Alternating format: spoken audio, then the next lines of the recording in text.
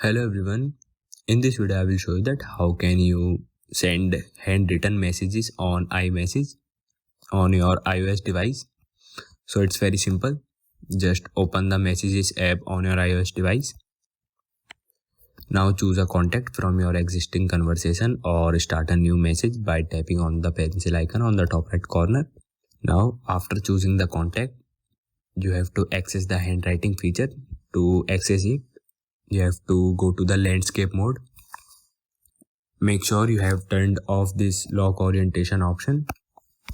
After that, you will get an option next to the return key. If you tap on it, now you can choose anything, or you can also use this pre-written messages.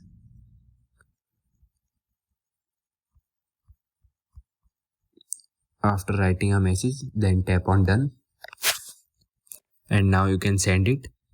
That's it. Your handwritten message will be sent to the contact. If the contact is also using an iOS device, they should be able to see your handwritten message in the conversation. So this is how you can send handwritten message to any contact in iOS. Thank you everyone.